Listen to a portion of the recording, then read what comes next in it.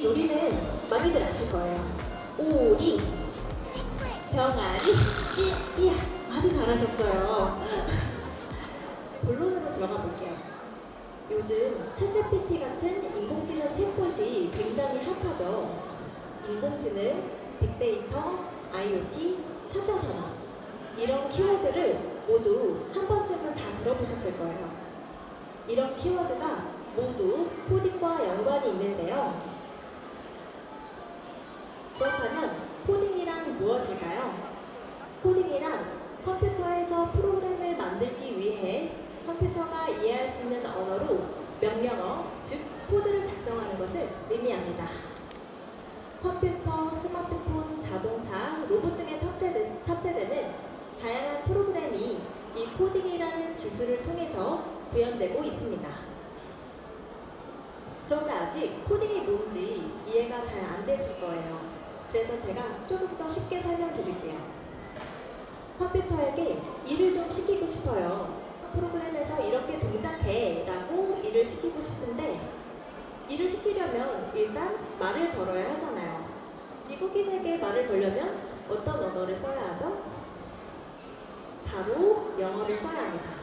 그렇다면 컴퓨터에게 말을 걸려면 어떤 언어를 써야 할까요?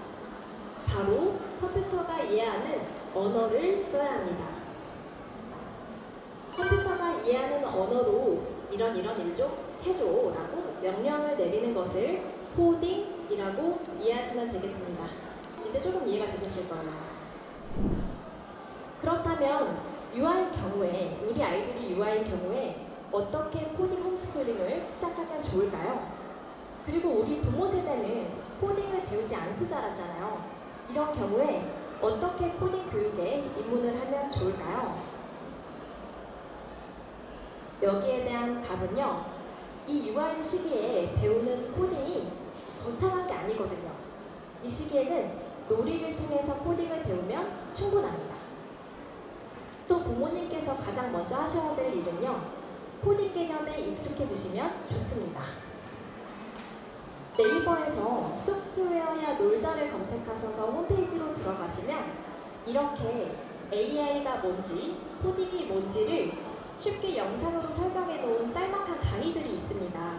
이 강의들을 모두 보시고 나면 AI와 코딩의 개념을 쉽게 익히시는데 많은 도움을 받으실 수 있습니다. 또 부모님께서 코딩 개념을 잘 이해하고 계셔야 아이와 코딩 놀이를 할 때 어떤 코딩 개념을 공부하고 있는 건지를 말씀해 주실 수 있습니다. 또 아이와 함께 볼 수 있는 코딩 영상도 하나 추천드릴게요. 유튜브에서 스마트홀 TV를 검색하시면 크크크 코딩 놀이라는 재생 목록이 있습니다. 이 재생 목록에 총 12개의 영상이 있는데요. 이 영상들을 모두 보시고 나면 코딩의 조건문, 변수, 패턴, 루프 등 코딩의 기본 개념에 대해서 쉽게 이해하실 수가 있습니다. 그리고 또 제가 집에서 간단하게 할 수 있는 코딩 놀이도 소개해 드릴게요. 첫 번째로 일상생활을 코딩과 연관시키는 놀이를 해볼 수가 있는데요. 예를 들어서 엄마가 로봇이 되어서 아이가 엄마 로봇에게 양치질을 하는 방법을 가르쳐주는 놀이를 해보실 수 있어요. 어머니께서 이 놀이를 시작하시기 전에 아이에게 민준아, 우리 코딩 놀이 하자. 엄마가 이제부터 로봇이 될 건데 로봇은 기계라서 양치질 하는 방법을 몰라. 1번, 치약을 손으로 든다. 이런 식으로 알려줘. 라고 말씀해 주세요. 만약에 아이가 이렇게 얘기를 했어요. 1번, 치약을 손으로 든다. 2번, 칫솔을 손으로 든다. 3번, 치약을 짠다. 4번, 칫솔로 이를 닦는다. 사실 아이가 이 정도로만 말했어도 굉장히 훌륭한 건데요. 그런데 이대로 하면 과연 양치질에 성공할 수 있을까요? 네, 이대로 하면 실패합니다. 여기에는 생각보다 많은 과정이 빠져 있어요. 프로그램이 의도한 대로 동작하지 않고 결국 실패하게 만드는 명령어의 오류를 버그라고 하는데요. 이제부터 어디에 버그가 있는지 저와 함께 찾아볼게요.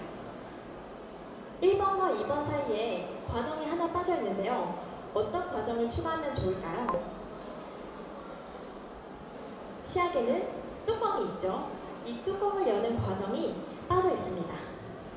그리고 3번에도 내용을 조금 추가하면 좋을 것 같은데요. 어떤 걸까요?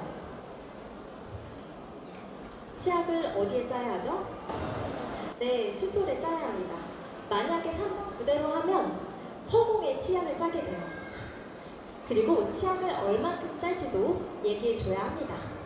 또 3번과 4번 사이에도 내용을 하나 추가하면 좋을 것 같은데요. 어떤 걸까요? 양치질을 입을 닫은 상태에서 할 수 있을까요? 입을 이 또는 아 하고 벌려줘야 합니다. 또 마지막 부분에도 추가 내용이 있을 것 같은데요. 어떤 걸까요? 네. 이를 닦은 후에는 어떻게 해야 되죠? 입을 물로 헹궈줘야 합니다. 결국에는 양치질이 성공하도록 이렇게 아이의 명령을 좀 고쳐본다면 이렇게 됩니다. 파란색으로 표시된 부분이 버그를 찾고 나서 추가한 내용인데요. 그리고 이렇게 문제를 해결하는 단계를 순서대로 나열한 목록을 알고리즘이라고 합니다. 이 알고리즘을 한번 살펴보시면 양치질이라는 게 굉장히 어려운 일인 것처럼 보여요. 사람에게는 너무 단순하고 쉬운 일인데 아무것도 모르는 로봇에게는 어려운 일이 되었죠. 사실은 치약의 뚜껑을 열고 치약을 허공이 아닌 칫솔에 짜고 이런 것들은 살아가면서 배운 일종의 상식 같은 거예요. 로봇에게는 이러한 상식이 없기 때문에 이러한 상식까지 세세하게 모두 입력을 해줘야 합니다. 어머니께서 아이와 이 놀이를 하실 때에는 아이가 말한 명령 그대로 양치질을 하는 모습을 보여주시고 실패하는 모습까지 아이에게 그대로 보여주세요. 그러고 이때 중요한 게 있는데요. 실패했을 때 이게 너무 웃기다는 듯이 빵 터지시는 거예요. 그래야 아이가 엄마와 재미있게 놀고 있다고 생각하거든요. 그 다음에는 왜 실패했는지 이걸 어떻게 고치면 좋을지를 아이와 함께 얘기해보고 양치질이 성공할 때까지 다시 시도해보고 나면 놀이는 종료됩니다. 이 놀이에서 배울 수 있는 코딩 개념은요.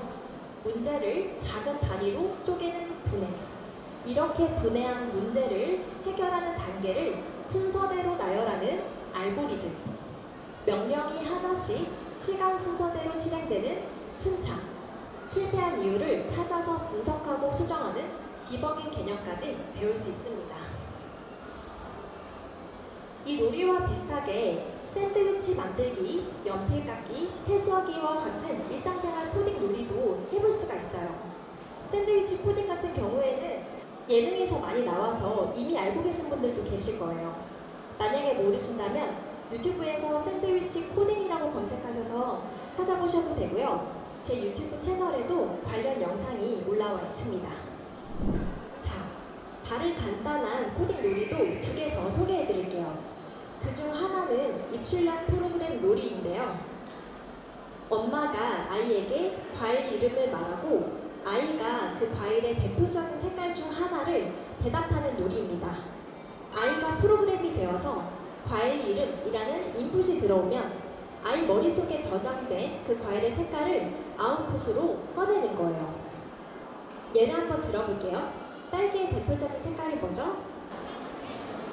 네, 빨간색입니다. 아주 잘하셨어요. 프로그램의 역할을 훌륭하게 해내셨습니다. 이런 식으로 어머니께서 아이와 놀이를 시작할 때 민준아, 우리 코딩 놀이 하자. 민준이가 프로그램이 되는 거고 엄마가 과일 이름을 말하면 민준 프로그램은 과일 색깔을 얘기해 주는 거야 하고 놀이를 시작해 주시면 되겠습니다. 이렇게 5개 정도 문제를 내시고 아이가 모두 맞추면 격하게 칭찬해 주시면 되겠습니다. 동물 소리로도 이 놀이를 해볼 수가 있는데요. 이 놀이는 많이들 아실 거예요. 오리, 병아리, 삐야, 아주 잘하셨어요. 아까 예시와 마찬가지로 우리 코딩 놀이 하자. 엄마가 동물 이름을 말하면 우리 민준 프로그램은 동물 소리를 대답해 주는 거야 하고 말씀해 주시고 시작해 주시면 되겠습니다. 이 놀이를 통해서 배울 수 있는 코딩 개념은요. 일반적으로 프로그램은 어떠한 형태로든 데이터를 입력받고 그걸 내부적으로 처리해서 처리한 값을 출력하는 구조로 되어 있거든요. 이 놀이를 통해서 프로그램은 이런 거구나, 이렇게 동작하는 거구나 하고 아이가 자연스럽게 이해할 수가 있습니다. 그리고 눈치채셨을지 모르겠지만 제가 앞에서 아이의 그림을 수학의 함수 상자로 표현했습니다. 사실 코딩에도 함수 개념이 있는데요. 수학에서의 함수와 개념은 좀 많이 다르지만 특정한 값을 입력받고 그걸 처리해서 출력하는 메커니즘 자체는 똑같아요. 이렇게 단순해 보이는 놀이를 통해서도 이 어려운 함수 개념에 대해서 좀 어렴풋이나마라도 이해할 수가 있습니다. 사실 첫 번째로 소개해드렸던 코딩 놀이는 적어도 6살 정도는 되어야 해볼 수가 있거든요. 그런데 이 놀이는 4살 아이도 할 수가 있으니까 안 해볼 이유가 없겠죠. 어려운 코딩 개념에 대해서는 나중에 차차 천천히 설명해 주시더라도 이 놀이는 4살 아이들도 꼭 시켜주세요. 그 다음으로는 길찾기 코딩 놀이도 소개해 드릴게요. 이 놀이에는 준비물이 필요한데요. 흰 종이에 이렇게 네모칸을 여러 개 그려두시고요. 그 다음으로는 화살표 모양 종이도 여러 개 준비해 주세요. 이 화살표 모양 종이를 여러 개 쉽게 준비하는 팁은요. 색종이를 반으로 2번 접어서 한쪽 면에 화살표를 그리고 잘라주시는 거예요. 이렇게 하시면 4개까지 한 번에 만드실 수가 있습니다. 그 다음 주인공으로 쓸 피규어도 하나 준비해 주시는데요. 레고나 작은 인형도 모두 괜찮습니다. 마지막으로 출발 지점과 도착 지점에 붙일 스티커도 준비해 주세요. 처음에는 이렇게 4칸으로 시작합니다. 출발 지점과 도착 지점을 정해주고 이 주인공 피규어가 출발 지점에서 도착 지점까지 가는 방법을 엄마와 함께 생각해 봅니다. 또는 아이의 연령에 따라서, 아이의 수준에 따라서 아이가 혼자 생각해 보도록 하셔도 괜찮습니다. 아이가 이렇게 화살표를 직접 칸 위에 올려놓으시게 해주세요. 그 다음 엄마가 주인공 피규어를 손으로 들어서 아래쪽으로, 왼쪽으로 도착이라고 중계하듯이 말씀해 주시면서 주인공을 움직여 주시면 됩니다. 처음에는 쉬우니까 아이가 아주 자신 있게 할 거예요. 그 다음으로는 이렇게 칸을 늘려서도 한번 해봅니다. 다른 식으로 칸을 늘리셔도 괜찮고요. 출발 지점과 도착 지점을 바꾸셔도 괜찮습니다. 아이가 이것도 잘 해내면 다음 단계로 넘어갑니다. 이 다음 단계에서는 이렇게 3x3 칸을 그리고요. 다른 물건 하나를 가운데에 띡 올려줍니다. 그리고 이 물건을 장애물로 정해서 피하는 놀이로 확장하시거나 이 물건을 택배로 정해서 택배를 옮기는 놀이로 확장하셔도 됩니다. 만약에 택배를 옮기는 놀이로 정하셨다면요. 이 주인공 피규어로 택배를 밀면서 도착 지점까지 가져가시면 됩니다. 엄마표, 아빠표 코딩 놀이의 최대 장점은요. 아이의 수준에 맞추어서 난이도를 조절하고 또 아이와 대화를 통해서 문제를 창의적으로 확장해 나갈 수 있다는 점이에요. 이 다음 단계로는 칸도 더 많이 늘려보시고 장애물 하나, 택배 하나씩 모아서 장애물은 피하고 택배는 옮기는 놀이로 확장하셔도 괜찮습니다. 만약에 이 놀이를 진행하면서 실패를 겪었다면 왜 실패했는지를 함께 얘기해보고 다시 도전해보도록 격려해주세요. 이 놀이를 통해서 배울 수 있는 코딩 개념은요. 명령이 하나씩 시간 순서대로 실행되는 순차, 문제를 해결하는 단계의 목록을 순서대로 나열하는 알고리즘, 실패한 이유를 찾아서 분석하고 수정하는 디버깅 개념에 대해서 배울 수 있습니다.